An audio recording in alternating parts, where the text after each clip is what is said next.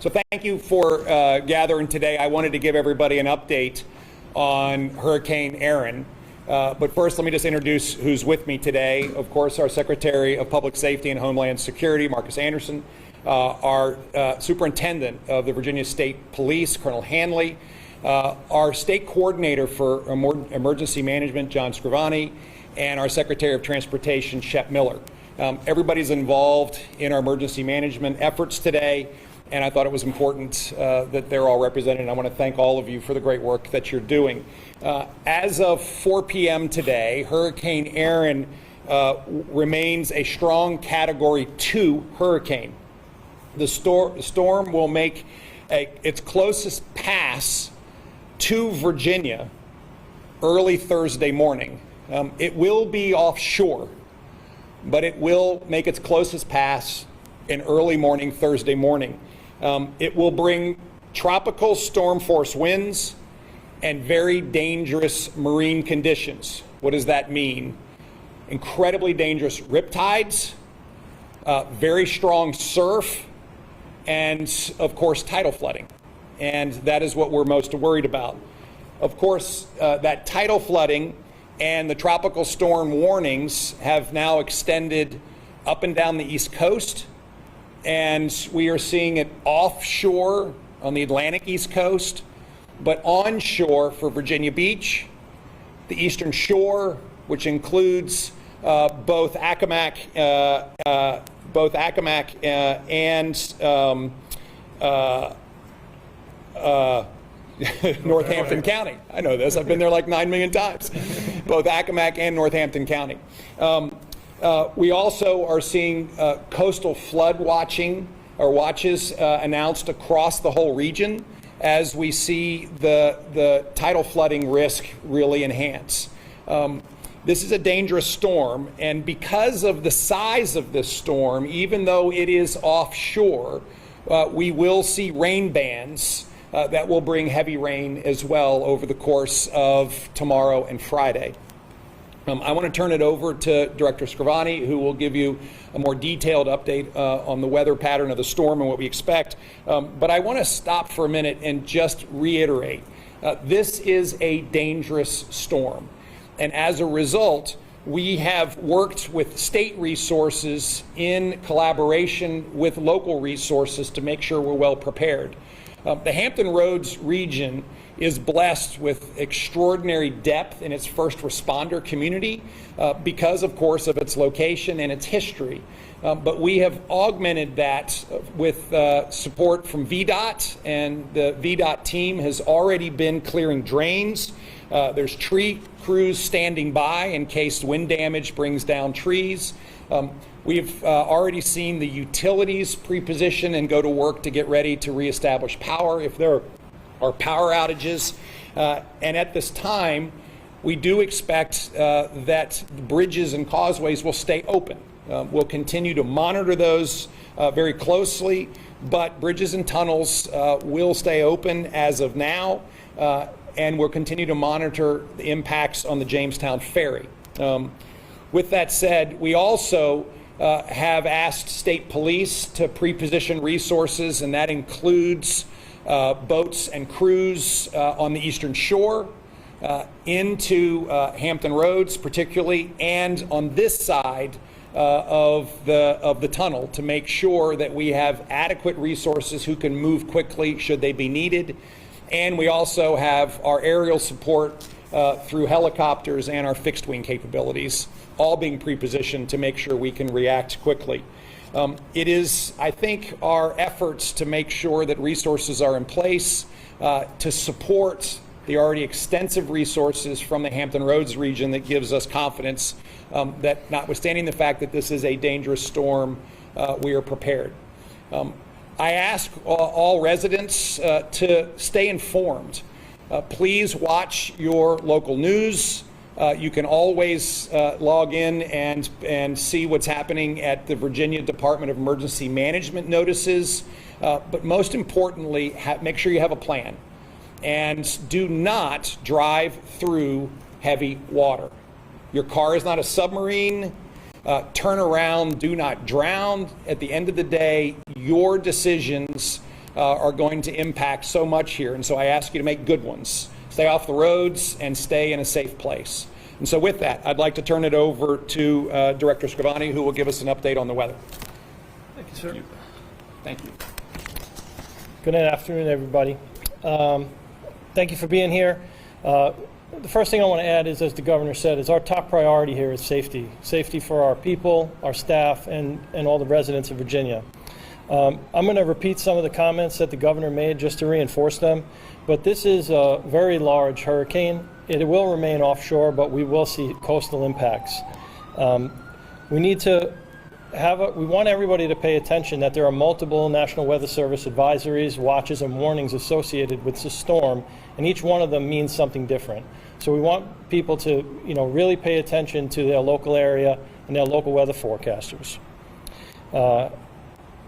Again, due to the size of the storm, there is going to be dangerous marine conditions, rip currents, tidal flooding, beach and dune erosion, as well as those hazardous seas. That's why you see those warnings over water, not just over land. And again, as the governor mentioned, those outer rain bands can impact the coastal areas. We do not anticipate much impact as we get further inland, but we do ask everybody to be vigilant. Just to reiterate this, the coastal flooding is possible in the Hampton Roads, Eastern Shore, and low-lying areas along the Chesapeake Bay. Those tropical storm force winds may be present on the coastal areas. The marine and surf conditions, we will see hazardous seas, dangerous surf, and life-threatening rip currents, as the governor mentioned, and again, that rainfall. Now, the last thing I want to add about the weather is, if anybody is watching any of the weather forecasts, there are additional storms right behind Erin. We don't have enough detail right now to see where they're going or the timing on them, but we are watching them very closely, and we will, share that information if we do believe there's a threat to Virginians. To echo some of the governor's comments about preparedness, please follow the guidance of your local governments and your local emergency managers. The key there is make sure you're getting your information from trusted sources. We do see a lot of misinformation coming out of North Carolina already, so we want to make sure that our citizens are getting the information from the right place.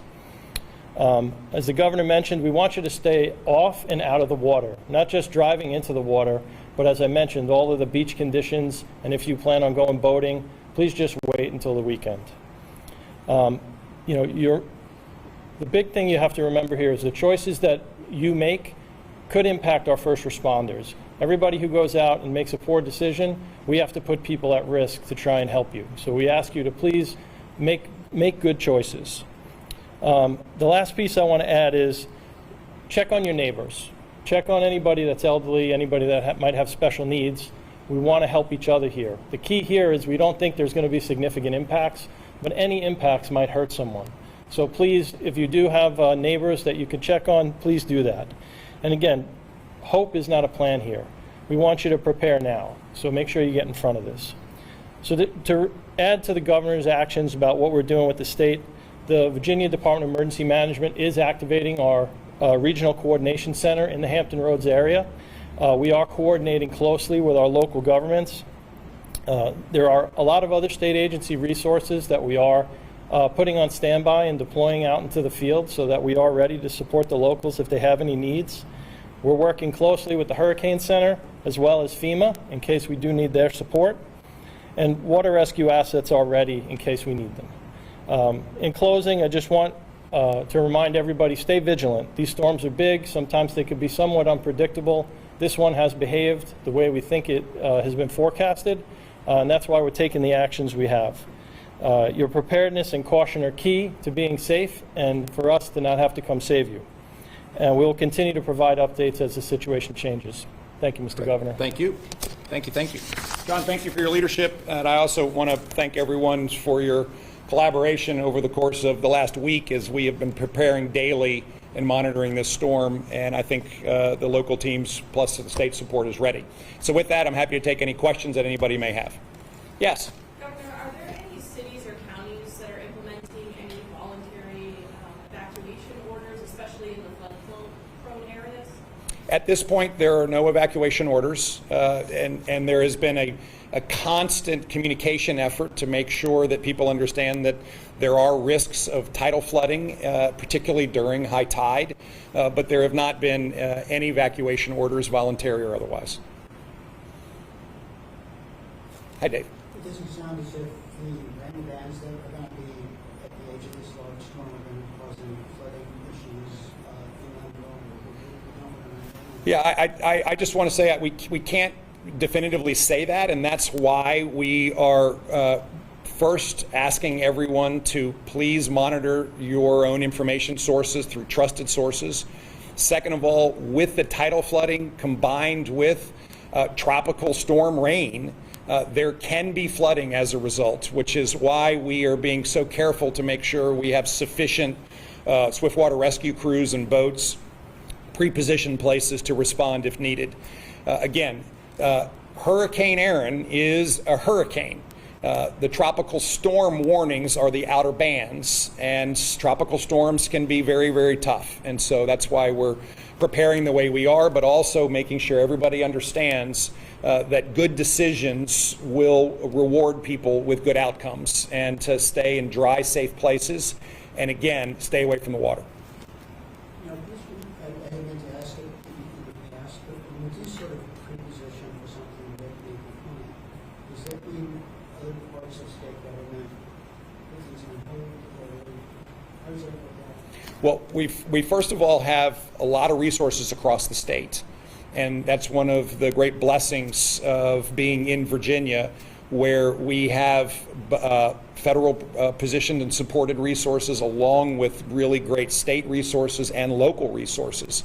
And so in this circumstance, where we do believe that this is a localized impact, meaning the greater Hampton Roads area and the Eastern Shore, that we can take resources that might not be needed someplace else and use them. And this is what we routinely do, where we have certain areas of the state that are not expected to need those resources, and we can pre-position them to react. I do think it's also important to point out that the resources are set so that they can move quickly into the region. Some are already pre-positioned in the region, but we also want to make sure that those resources are protected as well, so they can be utilized. And it is the combination of utilizing the extensive resources we have at the state level, positioning them well, and making sure that they can be deployed quickly, that makes these guys the professionals that they are. And they do a tremendous job in making sure we do that.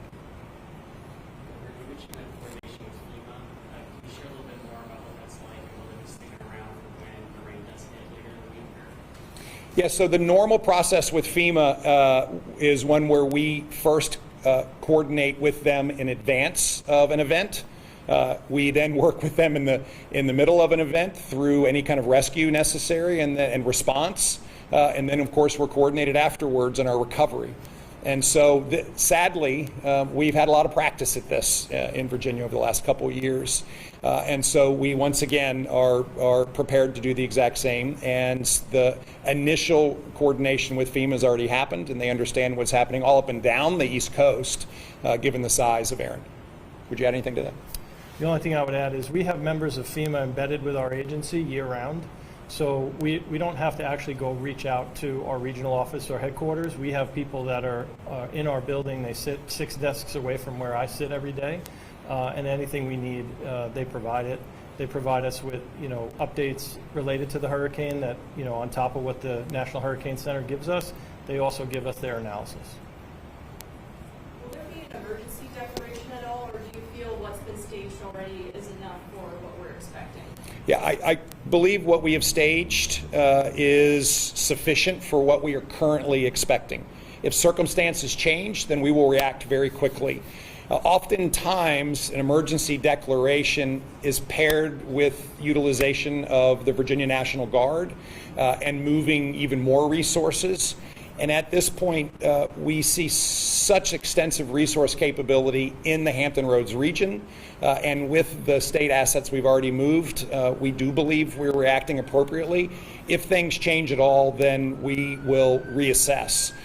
One thing that I have learned is that we should be early and move resources quick. And that's one of the things that our team has done incredibly well. In this case, it is the extensive resource capability in Hampton Roads and the fact that it is a tropical storm warning at this point, which will bring very dangerous conditions. But we do believe with the state assets that have already been moved and the resident ones there that we are well prepared. Governor, you mentioned that you have state police resources and both the crews on the Hampton Road side as well as this side of the tunnel. Can you tell us a little bit more this side of the tunnel, meaning this region, the Central Virginia? Yeah, we're pre-positioned on the Hampton side of the tunnel, and so they're ready to go if they need to be deployed. But they also are available to be used in the peninsula region as well, and I think that's really important. Perfect. Listen, I appreciate everybody's attendance and helping us get the word out. And again, this is a dangerous storm that will have an impact through the Hampton Roads region all the way up the Eastern Shore. We continue to pray that Hurricane Erin takes its right-hand turn as predicted and heads off into the Atlantic. And we are also very much monitoring the follow-on storms afterwards. We're in hurricane season. It's not the first time we've been here. I do believe we are incredibly well prepared. The coordination in the efforts between state and local and federal resources continues to be very good, and therefore I'm confident that we can react appropriately. But it does require a huge amount of cooperation, not just from local, state, and federal resources, but from Virginians. And so I, again, reiterate, please make good decisions. Stay informed and stay away from the water. Thank you. Thank you, thank you, thank you. Have a great day. God bless you all.